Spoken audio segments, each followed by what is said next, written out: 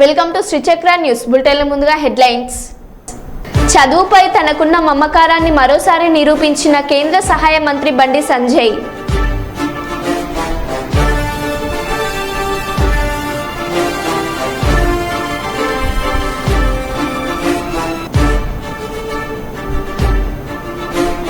నెల్లిమెర్ల ఘటనలో వైసీపీ ఆడిన డ్రామా బట్టబయలు చేసిన గ్రామస్తులు.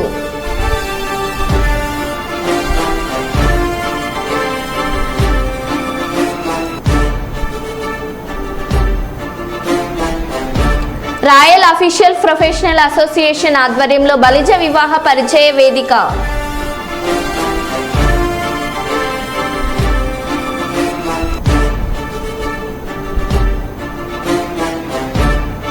సమస్యాత్మక ప్రాంతాల్లో cordon search operation.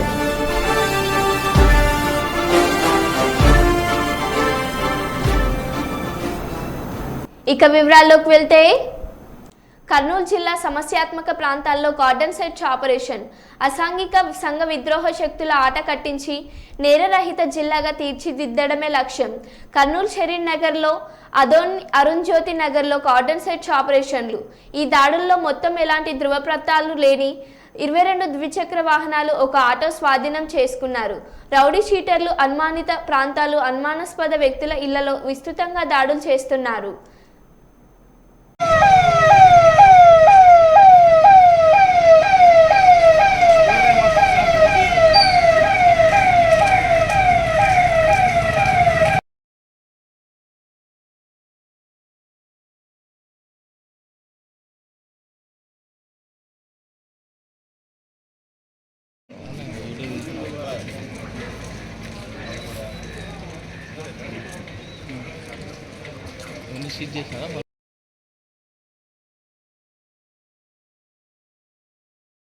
Karimnagar parliament నియోజకవర్గ పర్యటనలో ఉన్న కేంద్ర హోంశాఖ సహాయ మంత్రి బండి సంజయ్ కుమార్ ఈరోజు మధ్యాహ్నం చొప్పదండి నియోజకవర్గంలోని చెర్లపల్లిలో నిర్మించిన సీసీ రోడ్ నిర్మాణాన్ని ప్రారంభించి తిరిగి వెళ్తుండగా ఆ గ్రామ శివార్లో పొలం పనుల్లో నిమగ్నమైన రైతు కూలీలు జోరు వానలోనే రోడ్డుపైన భోజనాలు చేయడాన్ని గమనించి తన వాహనాన్ని ఆపారు.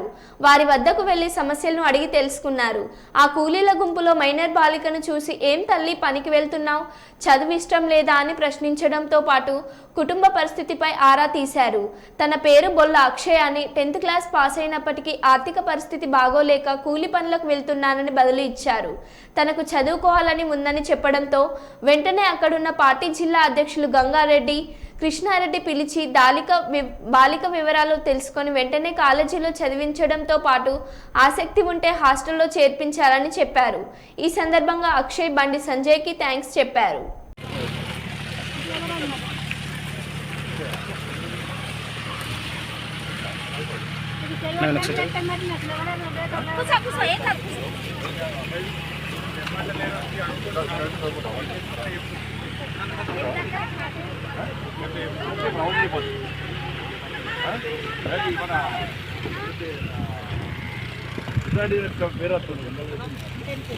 ఫోన్ నెంబర్ రాసుకొని పేరు రాస్తాం కాకపోతే కదా. ఓకే చెప్పు రాసుకో. ఇది వస్తాను మొబైల్ ఫోన్ చేస్తే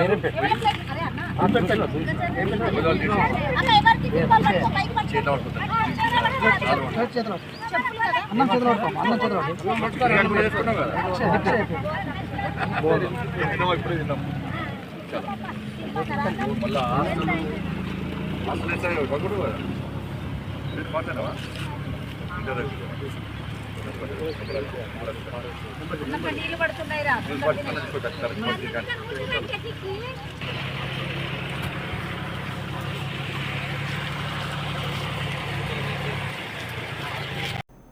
కుప్పం నియోజకవర్గంలో నారా భువనేశ్వరి పర్యటన విజయవంతంగా జరిగిందని ఎమ్మెల్సీ కంచర్ల శ్రీకాంత్ పేర్కొన్నారు. ఆయన మాట్లాడుతూ ఎన్నికల ప్రచారంలో ఇచ్చిన హామీ మేరకు కుప్పం నియోజకవర్గంలో 4 రోజుల పాటు నారా భువనేశ్వరి పర్యటించారని తెలిపారు. ఇచ్చిన హామీ మేరకు 2 గ్రామాలను దత్తత తీసుకున్నారు.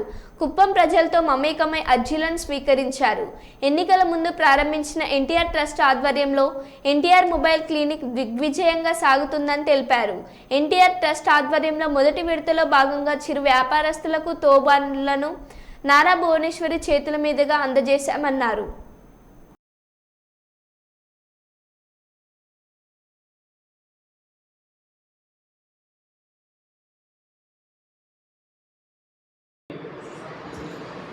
ఒక మహోన్నతమైన నాయకుడు నందమూరి తారక రామారావు గారి బిడ్డగా, అట్లాగే చేసేదే చెప్పేటటువంటి ఒక ఉన్నతమైన ఆదర్శాలు కలిగిన నారా చంద్రబాబు నాయుడు గారి సతీమణిగా, అట్లాగే ముక్కుసూటిగా జరిగేది చేయగలిగింది మాత్రమే చెప్పేటటువంటి మా యువ నాయకుడు నారా లోకేష్ గారి తల్లిగా, ఆవిడ ఏదైతే చెప్పిందో ఎన్నికల ముందు దాన్ని మాటను నిలబెట్టుకుంటూ కుప్పంలో 4 రోజుల పాటు పర్యటన చేసి ఎక్కడైతే మెజారిటీ వచ్చిందో తెలుగుదేశం పార్టీకి, దాంట్లో 2 గ్రామాలని దత్తత తీసుకోవడంతో పాటు మిగతా మేజర్ గ్రామాలన్నింటిలో కూడా పర్యటించి అక్కడ ప్రజలకి కృతజ్ఞతలు తెలియజేసి ప్రతి చోట వాళ్ళు ఇచ్చేటటువంటి అర్జీలు తీసుకొని ఆ సమస్యలకు సంబంధించి అన్ని కార్యక్రమాలు పూర్తి చేసే విధంగా చంద్రబాబు నాయుడు గారి దృష్టికి తీసుకెళ్తారని చెప్పడం జరిగింది. విశేషంగా ప్రజలు, మరీ ముఖ్యంగా మహిళలు ఎంతో అద్భుతంగా కార్యక్రమానికి తరలివచ్చి వాళ్ళ సంతోషాన్ని వ్యక్తం చేశారు. వాళ్ళకు ఉండేటటువంటి బాధల్ని అర్జీల రూపంలో భువనేశ్వర్ గారికి ఇవ్వటం, అలాగే ఎన్టీఆర్ ట్రస్ట్ తరఫున ఎన్నికల ముందు నుంచే 6 నెలల ముందు నుంచే సంజీవిని క్లినిక్ ప్రారంభించారు. ఒక డాక్టరు, ల్యాబ్ టెక్నీషియన్, అన్నిటికీ మించి ఉచితంగా మెడిసిన్స్ ఇచ్చేటటువంటి కార్యక్రమం ప్రారంభించారు. సక్సెస్ఫుల్గా నడుస్తోంది అది. రోజుకి 100 నుంచి 150 మధ్య పేషెంట్స్ ఎవరైతే పేద ప్రజలు ఉన్నారో, మరీ ముఖ్యంగా కూలి పనులకు వెళ్ళి వచ్చేవాళ్ళు ఉన్నారో వాళ్ళు వచ్చి ట్రీట్మెంట్ చేసుకొని అక్కడ మెడిసిన్స్ కూడా ఉచితంగా తీసుకెళ్ళటం అనేది చాలా అద్భుతమైన అంశం. అట్లాగే ఇక్కడికి రాలేని వాళ్ళకి గ్రామాల్లో కూడా, అంటే ఒకరు ప్రెస్ మీట్ ఏర్పాటు చేయడానికి ముఖ్య కారణం 4 రోజుల పాటు మా కుప్పం ముద్దుబిడ్డ ఆంధ్రప్రదేశ్ రాష్ట్ర ముఖ్యమంత్రి వర్యులు సతీమణి శ్రీ నారా భువనేశ్వర్ గారు కుప్పం పర్యటనకి రావడం జరిగింది. 4 రోజుల పాటు అత్యంత అద్భుతంగా ఆ కార్యక్రమం నిర్వహించడానికి సహకరించినటువంటి ప్రతి ఒక్కరికి, తెలుగుదేశం పార్టీ నాయకులకి, జనసేన నాయకులకి, అలాగే బీజేపీ నాయకులకి, ఇతర ముఖ్య కార్యకర్తలకు, మరీ ముఖ్యంగా మీడియా సోదరులకు అందరికీ మనస్ఫూర్తిగా ధన్యవాదాలు తెలియజేస్తున్నాం. ఎలక్షన్స్కు ముందు చంద్రబాబు నాయుడు గారిని అక్రమ అరెస్ట్ చేసినప్పుడు మనల్ని ఎందుకు ఓడించారు అనేది ఆత్మవిమర్శ చేసుకోకుండా, అలాగే జగన్మోహన్ రెడ్డి ముఖ్యమంత్రి అయినప్పుడు మొదటి 6 నెలలు సమయం ఇస్తాం, అన్నీ కుదుటబడి అతను ముఖ్యమంత్రికి పాలన తర్వాత మాత్రమే మేము మాట్లాడతామని చంద్రబాబు నాయుడు గారు ఎంతో సంస్కారవంతంగా ఆ రోజు చెప్పడం జరిగింది. చెప్పి 6 నెలలు ఓపిక పట్టి 6 నెలల తర్వాత నుంచి ప్రభుత్వం చేసే తప్పులు కానీ వాటి గురించి మాట్లాడటం కానీ చేయటం జరిగింది.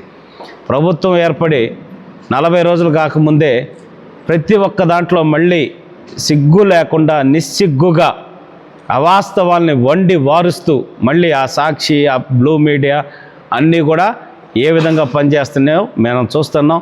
ప్రజలన్నీ గమనిస్తూ ఉన్నారు. మీరు చేసినట్టు అరాచకం చంద్రబాబు నాయుడు గారు చేయదలుచుకుంటే ఈ 40 రోజుల్లో విధ్వంసం అనేది మీ పార్టీ తరఫున కానీ, మీ పార్టీకి సంబంధించిన నాయకులకు కానీ జరిగేది. మీరు చేసిన అవినీతికి ఆంధ్రప్రదేశ్లో ఉన్న జైళ్ళు కూడా పట్టే కాదు. అయినా కూడా చంద్రబాబు నాయుడు గారు ఎంతో సంయమనంతో ప్రతి ఒక్కటి చట్టబద్ధంగా మాత్రమే చర్యలు తీసుకుంటాం అని చెప్పటం, తెలుగుదేశం పార్టీ కార్యకర్తలకి, నాయకులకి దిశానిర్దేశం చేయటం, మీరు అత్యుత్సాహంతో, ఆవేశంతో వెళ్ళి ఫిజికల్ డ్యామేజెస్ అట్లాంటి వాటికి వెళ్ళొద్దు. మనం వాళ్ళతో కంపేర్ చేసుకోకూడదు. 100% ఒక డిసిప్లైన్గా తప్పు చేసిన ప్రతి ఒక్కరిని శిక్ష పడేటట్టు చేసే బాధ్యత నాదని చెప్పనేసి మొన్న జరిగిన టీడీఎల్పీ సమావేశంలో కూడా మాకు చెప్పడం జరిగింది. పక్కనున్న పవన్ కళ్యాణ్ గారికి కూడా చెప్పారు, జనసేన కార్యకర్తలకు కూడా మీరు దిశానిర్దేశం చేయండి, అలాగే బీజేపీ కార్యకర్తలకి దిశానిర్దేశం చేయమని అక్కడున్న మంత్రి సత్యకుమార్ గారికి కూడా చెప్పడం జరిగింది. అంత గొప్ప ఆలోచనలు చేస్తూ అలాగే ప్రతిపక్ష హోదా జిల్లాలో సజావుగా ఇసుక పంపిణీ చేపట్టడం జరుగుతుందని జిల్లా collector doctor Vinod Kumar IAS పేర్కొన్నారు. శనివారం రాయదుర్గం మండలంలోని జుంజురాంపల్లి గ్రామం వద్దనున్న ఇసుక స్టాక్ పాయింట్ను జిల్లా కలెక్టర్ తనిఖీ చేశారు.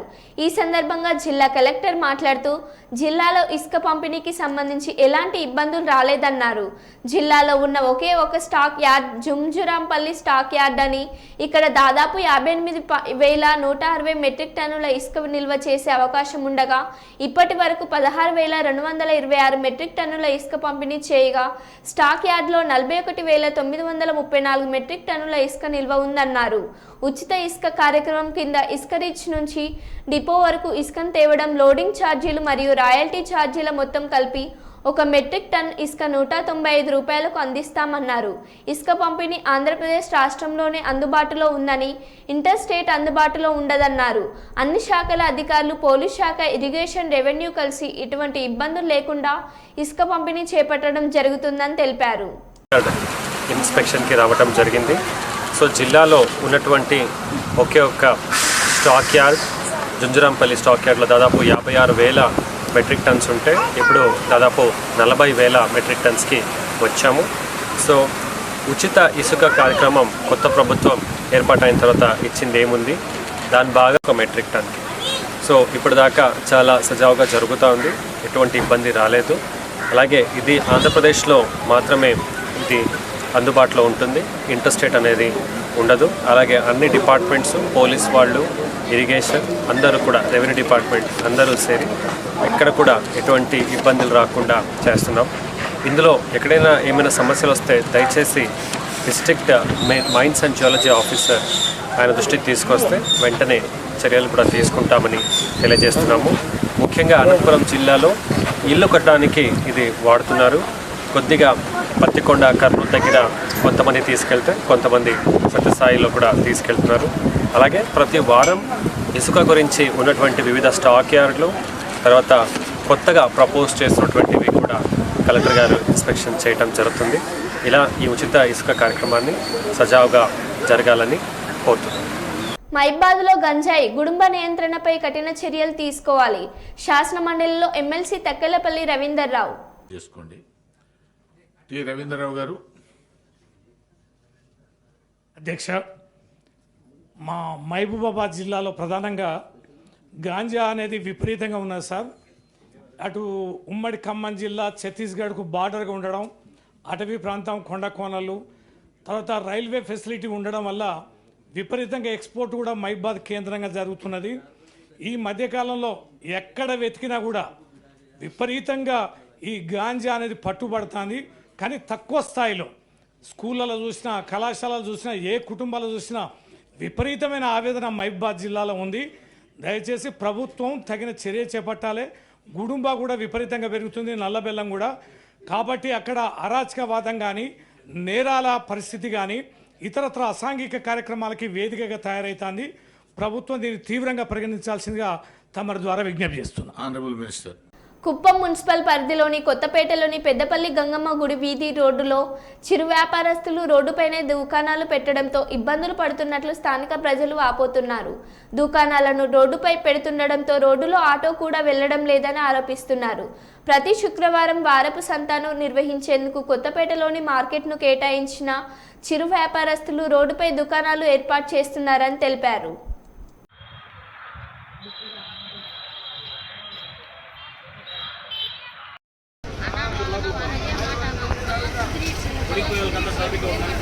नंबर कर बड़ी टायर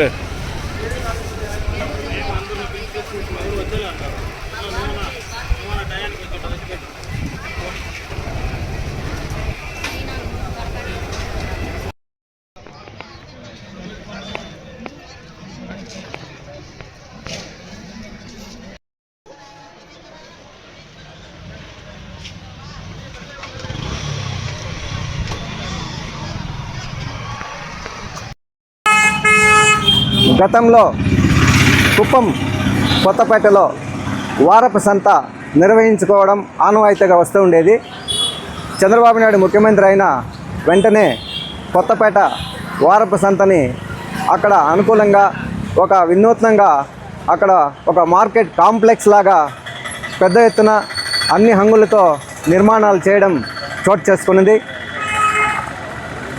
ఆ మధ్యకాలంలో అక్కడ వ్యాపారస్తులు వారపు సంత నిర్వహించుకునేవారు ఆ కాంప్లెక్స్ లోపల వ్యాపారాలు చేసుకుంటూ కొంతకాలం అలాగే కొనసాగుతూ వచ్చారు.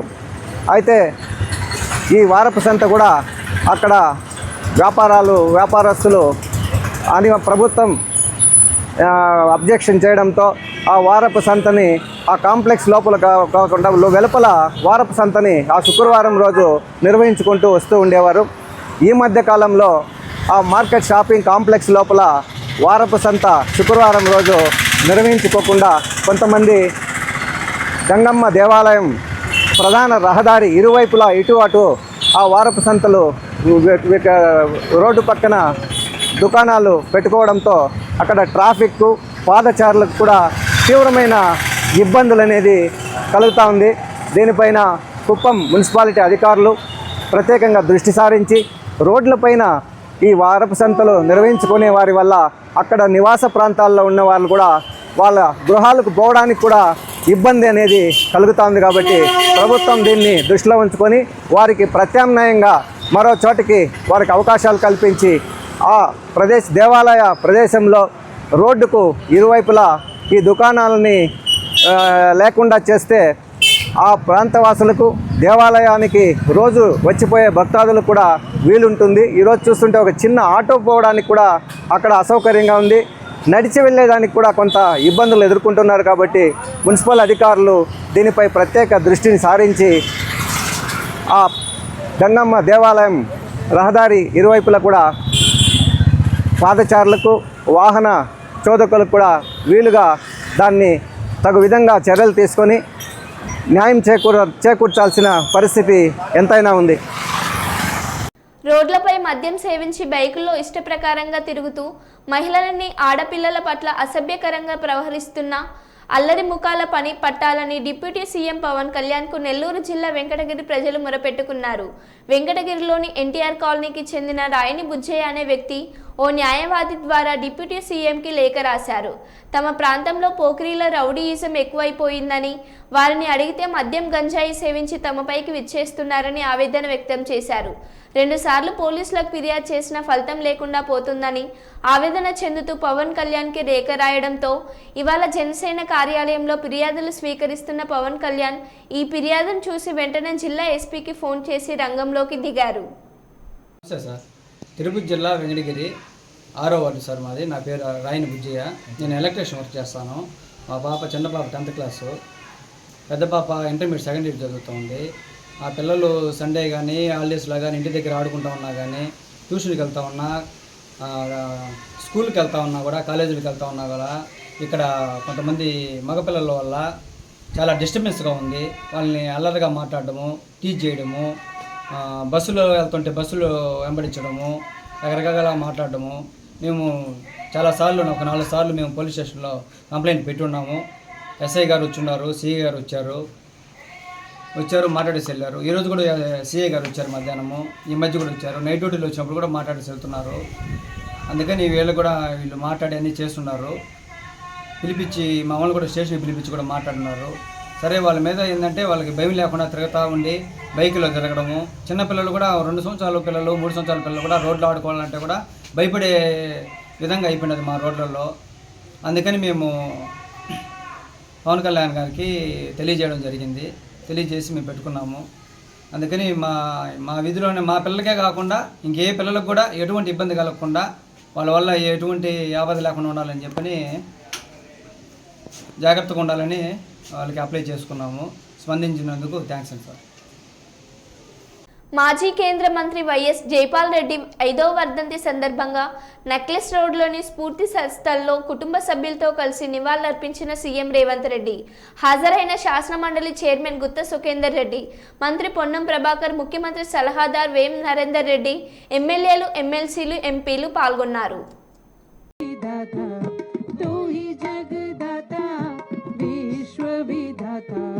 तू ही सुबह तू ही शाम, तेरा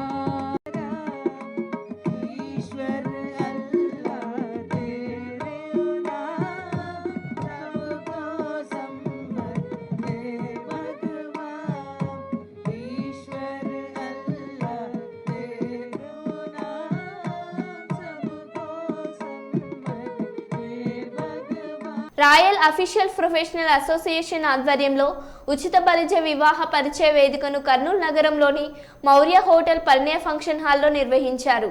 పెళ్లి కాని యువకులందరూ పెళ్లి సంబంధాలు ఉచితంగా రూప ఆధ్వర్యంలో కార్యక్రమం జరిగింది.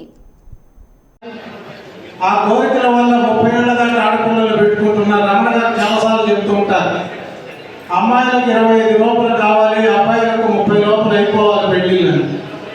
కానీ బుద్ధుడు చెప్పిన వాటికన్నా ఎక్కువ కోరికలు కోరుతున్నారు. అందువల్ల చాలా ఇబ్బందులు ఎదుర్కోవాల్సి వస్తుంది. నాదే ఒక ఎగ్జాంపుల్ చెప్తాను, ఇవి ఆలోచించుకోవాలి. ఆయనకి ఎన్ని కోట్లు ఉంటే నీకు వచ్చేది ఏంటి? ఇట్లాంటి పిచ్చి పిచ్చి ఆలోచనలు. ఏమంటే చెన్నై గారైనా మాట్లాడేది, అవునండి మీకు ఎంత ఆస్తి ఉంటుందండి, గ్రేట్ ఎగ్జాంపుల్. ఇట్లాంటి మనస్తత్వం చాలా సంకుచితమైంది, చాలా అసహ్యకరం. నేను అమ్మదలుచుకోలేదండి నా ఆస్తి అని. అంట కాదండి, మీ వాడు బయోడేటా చూసినాను అని. మరి మా బయోడేటా ఎందుకంటే ఇదే మనస్పర్ధ. సో ఇవన్నీ చెప్తూ మనంతా ఐక్యంగా ఉండాలని చెప్పి కూడా ఏర్పాటు చేయడం జరిగింది. దీన్ని సద్వినియోగం చేసుకోమని చెప్పేసి మరీ రిక్వెస్ట్ చేస్తున్నా. ఇంకా చాలా మంది ఆ ప్రైవేట్ వాళ్ళకు రమణ గారికి అందరి తరఫున కృతజ్ఞతలు తెలుపుతున్నాం. ఈ కార్యక్రమంలో మన పిల్లలంతా కూడా పెళ్ళిళ్ళు కావాలని, మంచి సంబంధాలు కావాలని చెప్పేసి మనం అనేక సంస్థల ద్వారా కానీ, ఇప్పుడు మనకు వస్తున్నాయి మీడియా ద్వారా కానీ, మిగతా సోషల్ మీడియాలో కూడా వస్తున్నాయి. వాళ్ళ ద్వారా మధ్యవర్తుల ద్వారా చూస్తున్నాం. అలాంటివన్నీ ఏమి లేకుండా, డబ్బు ఖర్చు లేకోకుండా మన రమణ గారు మన బలి సైకిళ్ళంతా కూడా ఈ కార్యక్రమాన్ని ఏర్పాటు చేశారు. వాళ్ళలో మనకు నచ్చిన బయోడాటాను చూసేసి మన అమ్మాయికి అమ్మాయిలు చూసుకునే దానికి ఈ వేదిక బాగా ఉపయోగపడుతుందని చెప్పేసి ఆలోచనతో ఈ కార్యక్రమం రూపా సందర్భంగా ఏర్పాటు చేయడం జరిగింది. ఈరోజు మీరందరూ కూడా వచ్చినారు. మీకు కావాల్సిన అర్హతలు, కావాల్సిన కుటుంబ బ్యాక్గ్రౌండ్ అన్ని చూసుకొని మీకు కావాల్సిన సంబంధాలు ఎన్నుకొని సంతోషంగా వెళ్తారని ఆశిస్తున్నాను. ఇలాంటి కార్యక్రమాలు ఇంకా ఎక్కువ చేయాలని చెప్పేసి మా రూపా సంఘంలో కూడా ఆలోచిస్తున్నారు. ఈ కార్యక్రమంలో రూపా సంఘ సభ్యులంతా కూడా ఏ మీటింగ్ జరిగినా కానీ అనేక సంఖ్యలో వచ్చి రూపా సంఘం చేస్తున్న ఈ కార్యవర్గ సభ్యులకు చేయూతను ఇవ్వాలని చెప్పేసి ఈ సందర్భంగా కోరుతున్నాం. భద్రాద్రి కొత్తగూడెం జిల్లా భద్రాచలం వద్ద గోదావరి 3వ ప్రమాద హెచ్చరిక వద్ద ప్రవహిస్తోంది. గోదావరి నీటి మట్టం 53 అడుగులు దాటి ప్రవహించడంతో అధికారులు 3వ చివరి ప్రమాద హెచ్చరికను జారీ చేశారు. శనివారం రాత్రి 53.8 అడుగుల వరకు పెరిగిన గోదావరి నీటి మట్టం రాత్రి నుంచి తగ్గుతూ వస్తుంది. ఈ రోజు ఉదయం 6 గంటలకు 53.2 అడుగుల వద్ద ప్రవహిస్తుంది. కళ్యాణకట్ట ప్రాంతం వరద నీటిలో మునిగిపోయింది. భద్రాచలం చుట్టుపక్కల ప్రాంతాల్లో రహదారులపై వరద నీరు చేరడంతో భద్రాచలం నుంచి దిగువన ఉన్న అన్ని మండలాలకు రాకపోకలు నిలిచిపోయాయి.